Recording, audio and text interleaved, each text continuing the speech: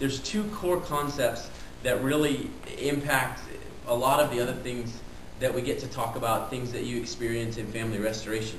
I think one we'll talk about tomorrow, and that's the idea that everything is spiritual, and if we're not clear on that, if we miss that, we have a problem, and so we'll talk a little bit more about that tomorrow. But today we're going to talk about this, really taking a deep look at ourselves. Most of you, when we were doing parent coaching, really resonated with the Anatomy of Peace book. I think, and that's typically true. Every now and then I'll have a parent or a set of parents that I'm coaching, and it doesn't do it for them for whatever reason.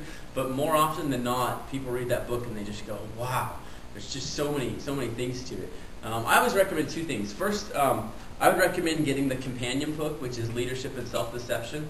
That's the book that your sons and daughters are reading on first phase, and that I think I explained to most of you on the phone or when we were talking.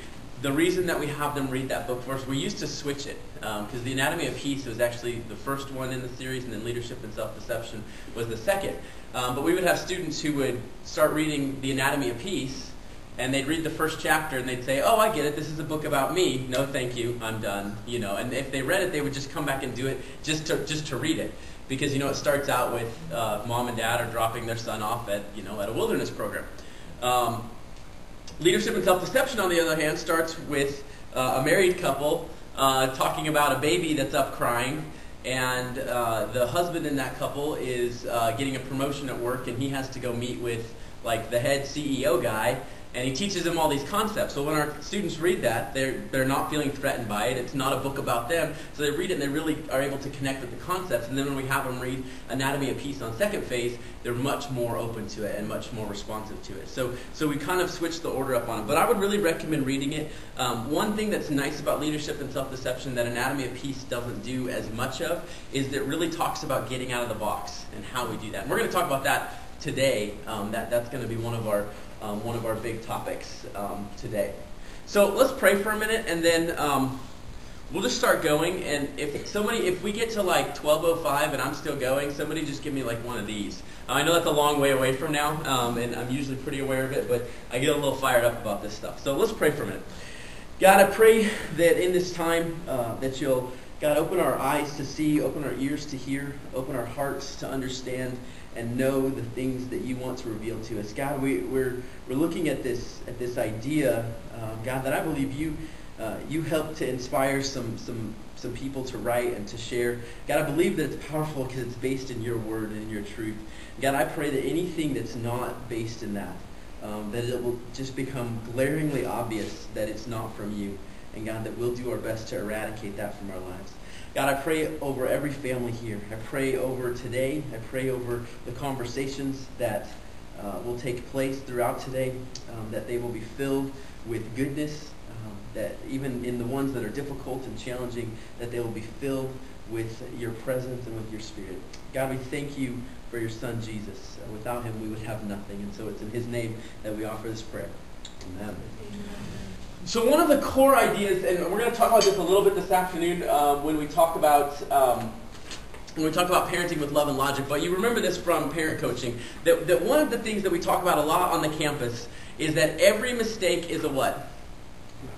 Opportunity. All right, every mistake is an opportunity. And if you recall in your parent coaching, one of the things that I said is we as parents, we have to retrain our minds. And I don't just think it goes to parents, I think it really goes to us as humans and how we interact with other humans. Probably non-humans too, if you ever come across those. But and particularly other people, that one of the things we have to learn to do, and I think Jesus did this amazingly well, he modeled it for us, is that we have to learn to see people who are struggling. And by struggling, I mean people who are making behavioral decisions that are not what we would make. We have to learn to see them as people who are asking for help. That's a critical thing. And so when we first frame it as we see struggles, we see mistakes as opportunities to grow, opportunities to learn. And from the love and logic piece, that's how we learn responsibility.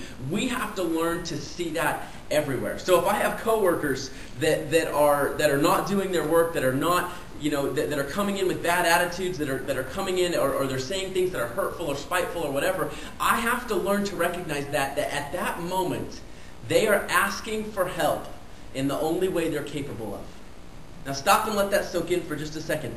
They are asking for help in the only way that they're capable of. Now, if you went up and said, I understand that you're asking for help right now, they might slap you, punch you, or, curse you out depending on their temperament, right? Because people don't want to say, it feels very childish to say, I know the only reason you're throwing this little temper tantrum is because you really want my help and I love you so. Like, that's not what we're talking about. We're not talking about pandering to people. But what we have to see that in them.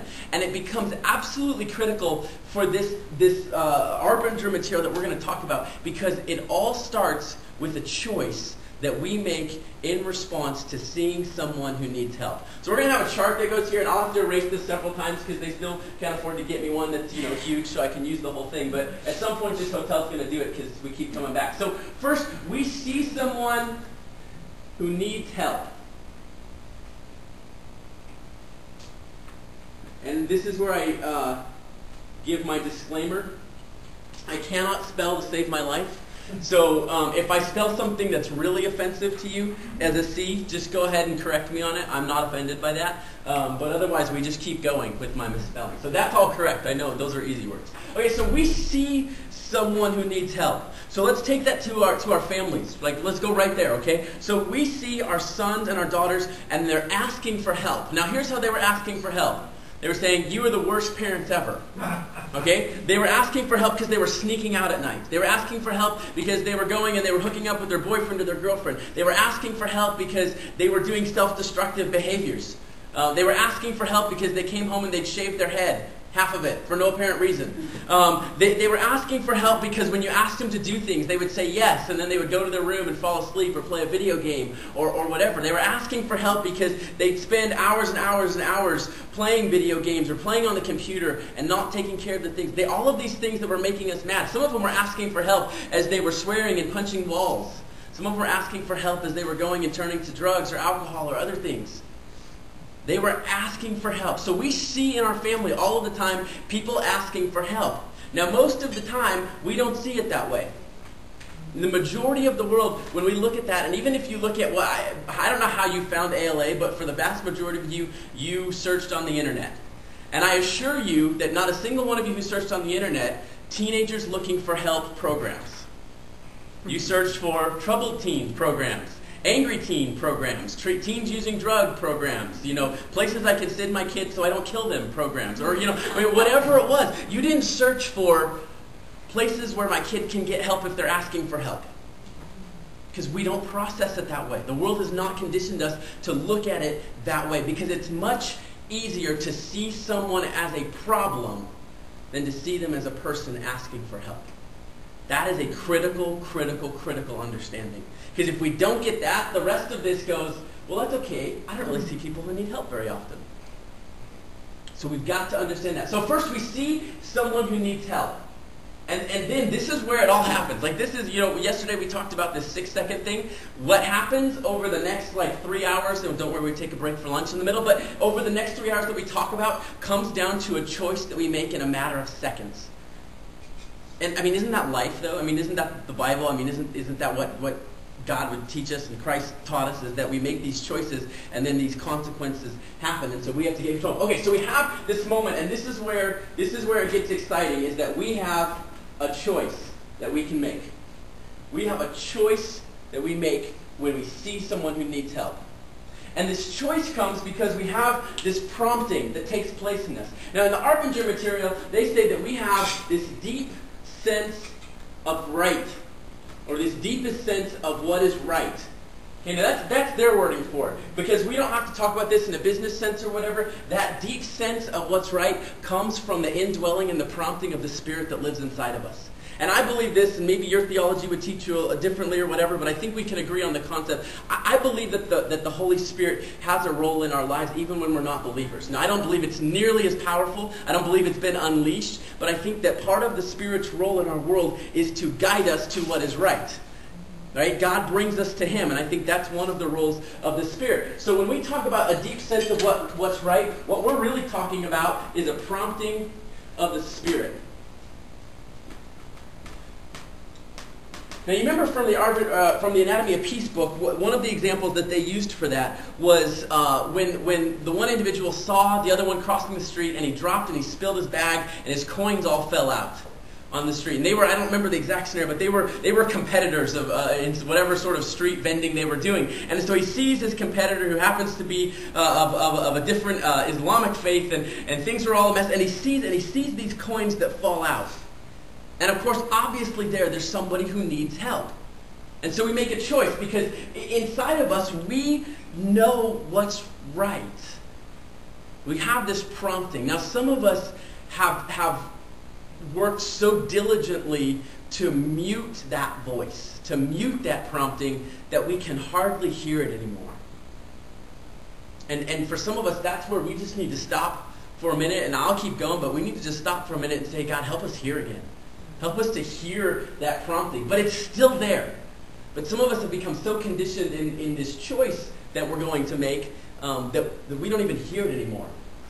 So we see someone who needs help. We see our family members, we see our coworkers, we see our friends, and they're doing something that tells us they need help. And we have this prompting, this deepest sense of what's right, this prompting from the Spirit. And so we make a choice. And the choice is really pretty simple. And that's sort of the challenge of this material, is that it's not like difficult to understand, it's just difficult to do. You know? Like, it's kind of like, well, I don't know, walking a tightrope. You know, it's not difficult to go, well, you should have really good balance. But if I were to, you know, string one up from across the mountain and say, all right, who's up? Well, maybe you would do it, but I'm not sure that I would. Okay, so we have this moment of choice. And we have two directions we can go. So we can choose to be responsive to this choice, or we'll choose to be resistant. That's supposed to be an E. Got it. We choose to be responsive, or we choose to be resistant. Now, if I choose to be responsive, it means that I'm going to honor that sense, and my behaviors are then going to come from that responsiveness. If I choose to be resistant, it means I'm going to not honor that prompting, and the behaviors that I make are going to flow out of a resistance to that choice. Now stop for just a second and consider the implications. Because when they teach this in the Arbinger approach, they don't talk about this prompting of the Spirit, because it's very much a business kind of model and an interpersonal relationships. And so for whatever reason, they don't talk about this. But we could just stop right here, and this would preach that we either choose to be resistant to the Spirit of God, or we choose to be responsive. Amen. Who needs to come forward, right? Because that's a huge, huge implication. But there's even more. It gets worse or better depending on which path we're going down. Now, here's an important distinction. And if you're writing things down and taking notes, this, I think, is one of the most important things for us to understand.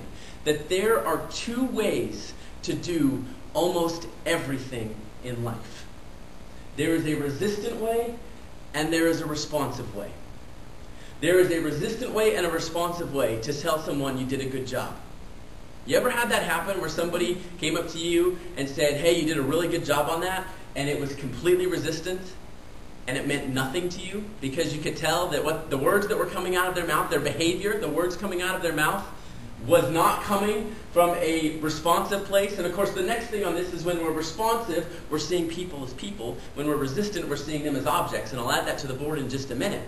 But have you ever had someone come up and do that, and they give it, maybe you've had a spouse, I'm just saying, come up and do that, where they said something kind or they did something kind, but it didn't mean anything, because you could tell it was being done from a resistant place, where they saw you as a problem or something that needed fixing, or they were pandering to you. You were just an object. You ever done that to your kids? Yeah, I have, right? I mean, we've done those things. And this is where the challenge comes, because for a lot of us as parents, when we're first sort of coming to this reality of our kids are struggling beyond a place where we can help them with the resources we have in our home. So we're looking for something outside.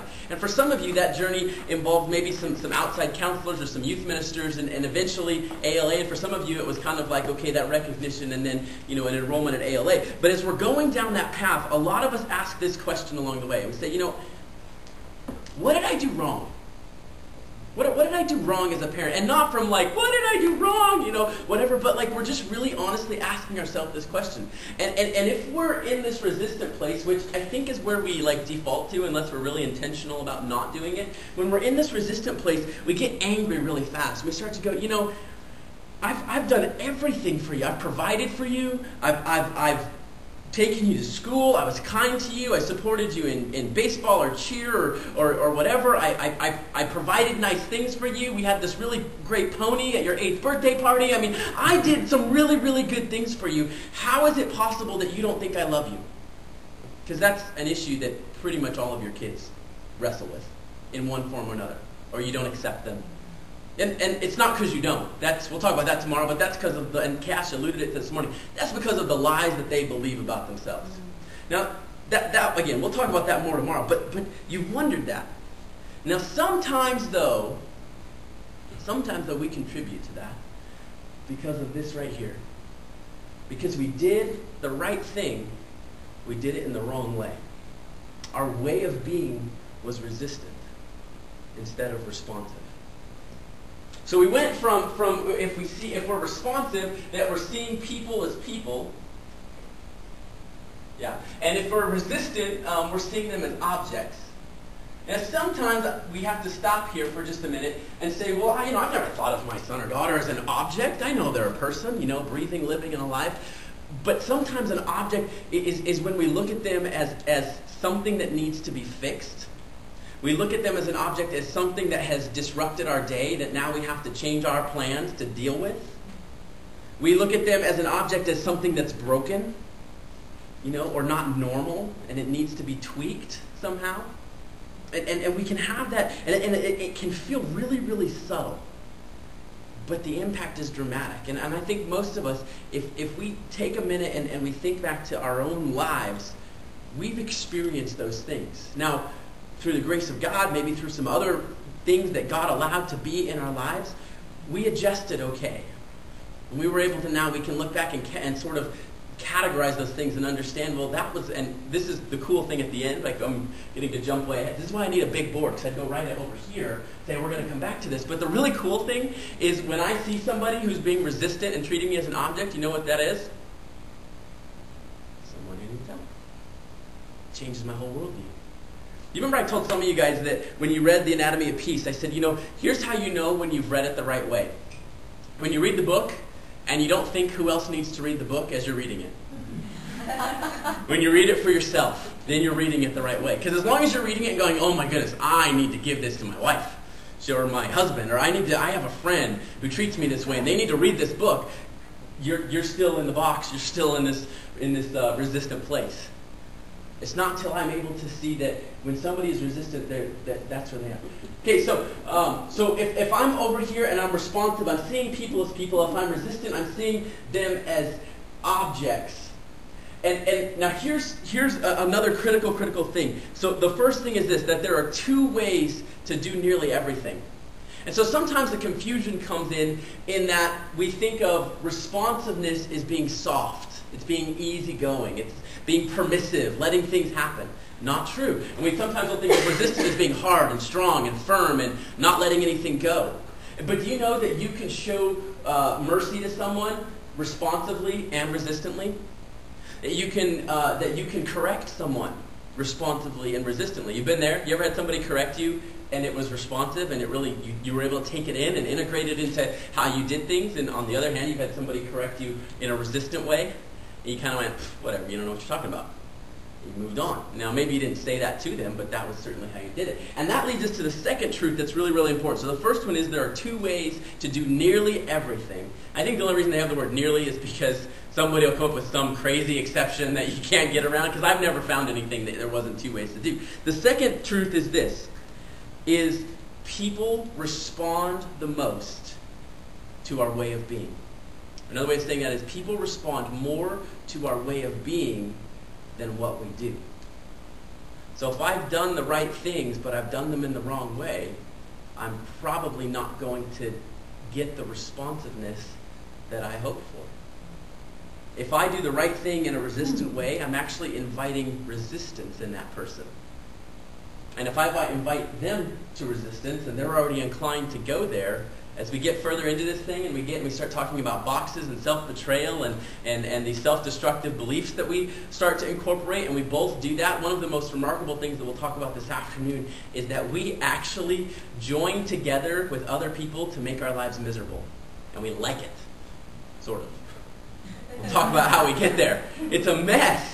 It's a mess. Okay, so those are really two important things. I say those are the two biggest takeaways from this morning, is that there are two ways to do nearly everything, and people respond more to our way of being than to what we do. Okay, so here's what's really interesting about this, is we're going to finish this side of the chart, and it'll get us down to about here, and then it's done. And then we're going to spend the rest of our time going through this side, and then we have to erase it and fill it up again, and then erase it and fill it up again, and then erase it and fill it up again in order to figure out what happens over here. And what's scary is that all those things we're going to go through happen in fractions of seconds because we're so conditioned to respond that way. Okay, so we have these two ways of being. There's a resistant way and there's a responsive way. And we understand that it's deeper than our behaviors. We understand this idea that people respond more to our way of being than to what we do. Okay, so with that, let's fill this one out. So when I see people as people, I'm now able to behave. Yeah, sure, why not? I am able to behave in this responsive way. Remember, what I do is not as important as what I'm doing. So are there times when our kids make decisions that need consequences? And sometimes we have to be the bearer of those consequences? Absolutely. Okay, remember, love and logic parenting says that we're going to let our kids experience the consequences of their behavior. But if I'm doing that in a responsive way, it's a lot more likely to allow them to learn to be responsible, to learn responsibility. If I'm doing it in a resistant way, not so much. Are there times when I need to show grace and mercy? Absolutely. Do I always need to show mercy? Now, be careful with that one, right? Because it's a value that Jesus said is really important. But are there times when I need to value justice over mercy? Absolutely. Are there times when I need to value mercy over justice? Absolutely. Because those two things kind of will cancel each other out at times. Right? Justice is that I want to allow someone to experience the consequences of their decisions or their choices. Mercy says that I want them to not have to experience those consequences. Helicopter parenting is being merciful all the time, but not in a godly way. Okay? Drill sergeant parenting is probably being justice-oriented all of the time and not really in a healthy way. So you're getting two things at once. We're merging it all together. All right. So this is it. So then I make behavioral choices, and hopefully I'm having some level of influence. And in that influence, hopefully I am inviting responsiveness in them. Now, I was rereading Leadership and Self-Deception this morning. I know a lot of you haven't read it, but in that story, Tom is the, or Bud, excuse me, Bud is the main character. Tom is the one that's doing a lot of the teaching. Bud has this experience where he goes and he's sitting down and he's going through basically what we've done so far. Now, in the book, it takes him 3 hours, so I'm just saying. I'm doing pretty well. But they basically go through what we've gone through so far, and they're kind of talking about some scenarios that Bud has experienced as a manager, and they're talking about this one situation. And remember, the story starts with him getting angry, going into the box with his wife because she wouldn't get out of bed to go take care of the crying baby, and he had to get up to go to work the next day, and he had a big, important meeting with the CEO, and how horrible she must have been. Why would he ever have married her is kind of the way that he's tracking. And that's true. And so in this story, then they go, and this is really, really an important thing, because this is really neat and tidy, and you go, oh, wow, that's really good. And that's kind of the response that Bud has. And then they go and they take this lunch break, and Bud goes and he talks to the one that he had offended, and then he decides, I need to call my wife. I've clearly been in the box. I don't really know what that means yet, but I've been in the box with her. And so he calls her, and he's like, hey, I was just calling to see how you were doing today. And she's like, right. You were calling to see? Well, let me tell you how my day's been. And I've had this, and I've had this, and I've had this, and I've had this, and this, and this, and this, and this. But you enjoy your day at work because you got a good night's rest. Like, she's real snippy with him. And he's like, and then the text, or the book says, just as sarcastically, he's like, boy, I just really hope that you're able to handle everything the rest of your day with the kindness you're showing me right now. Bye. And they hang up. And then he's all mad, and he's like, this is the stupidest thing I've ever heard of. Now I got to go back and listen some more, because obviously this doesn't work. I did this responsive thing. I did it for the right reasons, but he didn't. I did it for the right reasons. I saw her as a person. I made this great. I don't usually just call her in the middle of the day to ask her how her day's going. I did this really great thing. I should have influence, and she should be responsive and go, wow, you are such a wonderful husband. Thank you for thinking of me. And it should have just been this happy, great thing, because I invited responsiveness, and it didn't work, so this thing doesn't work. But that's not how the model works. Okay? This is where we want to get to. And what we want to get to in our relationships is where we are mutually doing this back and forth with each other.